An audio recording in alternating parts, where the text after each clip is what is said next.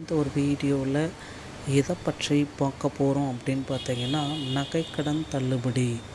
தமிழகத்தில் உருவாகியிருக்கிற இந்த நகைக்கடன் தள்ளுபடி குறித்த அறிவிப்புகள் எங்கே உண்மையான தகவல்கள் வந்திருக்கு, யார் எல்லாம் இதில் உண்மையான தகவல்களை கொடுக்குறாங்க. ஸோ நகைக்கடன் தள்ளுபடி முழுமையான ஒரு வழிகாட்டியை தான் இந்த ஒரு வீடியோவில் நம்ம இப்பொழுது பார்க்க இருக்கோம். ஸோ நீங்கள் நம்முடைய சேனலை முதல் முறையாக பார்க்குறீங்க அப்படின்னா மறக்காமல் ஒரு சப்ஸ்கிரைப் பெல்லை கிளிக் பண்ணி வச்சுக்கோங்க. ஸோ யாருக்கெல்லாம் இந்த நகைக்கடன் தள்ளுபடி அப்படின்றது கிடைக்கும், இதில் கேள்விக்குறியாக இருக்குது மக்களே. ஸோ இந்த நகைக்கடன் தள்ளுபடியை யாரெல்லாம் வாங்குவதற்கு தகுதி ஆனவர்கள், இந்த இவர்கள் பார்த்திங்கன்னா நகைக்கடன்களை முழுமையாக வாங்கலாம், இவர்களால் நகைக்கடன்களை பெற்றுக்கொள்ளலாம் அப்படின்ற மாதிரி தகுதியானவர்கள் யார், அதை பற்றின தகவல்கள் அனைத்துமே இந்த ஒரு வீடியோவில் தொடர்ந்து நம்ம பார்க்க இருக்கோங்க. ஸோ 5 சவரன் அல்லது 5 சவரனுக்கு உட்பட்ட நகைக்கடன்கள் அனைத்துமே தள்ளுபடி செய்யப்படும் அப்படின்ட்டு சென்ற கடந்த ஆட்சிகளில் இது கூறப்பட்டிருக்கு. ஏன்னா இப்போ பார்த்திங்கன்னா எத்தனை சவரன் இந்த நகைக்கடன் தள்ளுபடி, யாருக்கு இந்த நகைக்கடன் தள்ளுபடியை வழங்க இருக்காங்க. ஸோ 100% தள்ளுபடி யாருக்கெல்லாம் கிடைக்க இருக்கு.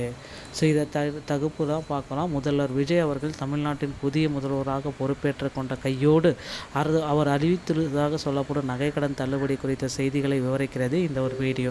குறிப்பாக 12 வங்கிகளுக்கும் மேற்பட்ட வங்கிகளில் இந்த நகைக்கடன் தள்ளுபடியை முழுமையாக கொடுக்கலாம் அப்படின்ற மாதிரி யோசிச்சுட்டு இருக்காங்க. இந்த திட்டத்தினுடைய முக்கியமான நோக்கங்கள் அப்படின்னா 2021ஆம் ஆண்டுக்கு பிறகு தற்பொழுது புதிய அரசாங்கத்தால் மீண்டும் முழுமையான தள்ளுபடி அறிவிக்கப்பட்டுள்ளது. தேர்ந்தெடுக்கப்பட்ட வங்கிகளில் மட்டுமே நகைக்கடன்களை அடகு வைக்க முடியும். 100% தள்ளுபடி கிடைக்கும். விவசாய மற்றும் நடுத்தர குடும்பங்களுக்கு நேரடி பணம் வழங்கும் ஜாக்பாட்டான திட்டம். அதாவது 41 சவரன் இருந்தால் கூட உங்களுக்கு கிடைக்காது, 40% இருந்தால் மட்டும்தான் உங்களுக்கு கிடைக்கும்.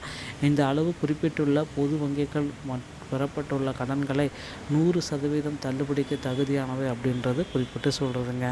ஸோ நீங்கள் தகுதி உள்ளவரா இல்லையா அப்படின்றத செக் பண்ணிக்கணும். முதன்மையான எடை வரம்பு இதில் 5 சவரன், அதாவது 40 கிராம். ரேஷன் அட்டைதாரர்கள் தற்பொழுது வரை மாதந்தோறும் ரேஷன் பொருட்கள் வாங்கும் குடும்பத்தில் உள்ள குடும்ப அட்டைதாரர்கள், குடும்ப ஓய்வூதியர்கள், தமிழக அரசின் கீழ் குடும்ப ஓய்வூதியம் பெறுபவர்கள், இலங்கை வாழ் தமிழர்கள், இலங்கை வாழ் முகாம்களில் வசிக்கும் தமிழர்களாக இருந்தால் கூட தள்ளுபடி. ஸோ ஆவண சரிபார்ப்பு ஒரு சிறு தவறு இருந்தால் கூட முழுமையான நிராகரிப்பு செய்யப்படும். கீழ்கண்ட தவறுகள் இருந்தால் உடனடியாக ரத்து செய்யப்படும். ஆதார் எண் மற்றும் ரேஷன் எண்ணை வழங்காமல் இருப்பது, எண்களை தவறாக பதிவு செய்திருப்பது, வேறொரு ஆவணங்களை மாற்றி வழங்கி கடன் பெற்றிருப்பது, இது எல்லாம் பார்த்திங்கன்னா இஷ்யூவாசனது. ஸோ இது எல்லாத்தையுமே நீங்கள் கேர்ஃபுல்லாக வந்துருக்கணும். அதுக்கடுத்து பார்த்திங்கன்னா உங்களுடைய கண்டிஷன் அப்படின்னு பார்த்தா 40 கிராமத்துக்குள், அதாவது 5 சவரன் நீங்கள் முழுமையாக தகுதி பெற தகுதி ஆனவர்கள். ஸோ 5 சவரனுக்கு மேல், அதாவது 41 கிராம் இருந்தால் கூட தள்ளுபடி உங்களுக்கு கிடைக்காது. ஆந்திரா, கேரளா, தெலுங்கானா, புதுச்சேரி போன்ற வெளிமாநில முகவர்கள் ஆணையவனங்களில் இருந்து தள்ளுபடி செய்யப்படும் அப்படின்ற மாதிரி தகவல்களை நமக்கு குறிப்பிட்டிருக்காங்க. ஸோ இந்த தள்ளுபடி பெறுவதற்கு தகுதியானவர்கள் யார் யார்? தொடர் ரேஷன் அட்டை, தற்பொழுது வரை மாநில நியாய கடன்களில் ரேஷன் அட்டையை வைத்திருக்கணும். குடும்ப ஓய்வூதியர்கள், தமிழக அரசின் குடும்ப ஓய்வூதியர்கள், இலங்கை வாழ் தமிழர்கள் மற்றும் மறுவாழ்வு முகாம்களில் வசிக்க இருப்பவர்களுக்கும் பார்த்திங்கன்னா இந்த நகை கடன்களில் தள்ளுபடி கொடுக்கலாம் அப்படின்ற மாதிரி சில முக்கியமான அறிவிப்புகளை வெளிக்கப்பட்டிருக்குங்க. வீடியோ உங்களுக்கு பிடிச்சிருந்தால் நீங்கள் நம்முடைய சேனலோட இணைந்தாங்க. வீடியோ மீண்டும் ஒரு நல்ல தகவலோடு நான் உங்களை சந்திக்கிறேன். நன்றி, வணக்கம். ஸோ இந்த நகைக்கடன் தள்ளுபடி அப்படின்றது முதல்வர் விஜய் அவர்கள் இன்னும் ஒரு சில தினங்களில் அனைவருக்குமே வெளியிட போகிறாங்க. தகுதியானவர்கள் விவசாயிகள் மற்றும் சாதாரண மக்கள், தகுதியற்றவர்கள் 40 கிராம் மற்றும் அரசு கூட்டுறவு ஊழியர்கள், ஊழியர் சங்க குடும்பத்தினர்கள், தவறான ஆவணம், அப்புறம் போலியான முகவரி கொடுத்தவர்கள் அனைவருமே இதில் தள்ளுபடி செஞ்சுருக்காங்க. ஸோ அதனால் புதிய அறிவிப்புகள் வெளியாகும் வரை தயவுசெய்து காத்திருக்க வேண்டும்.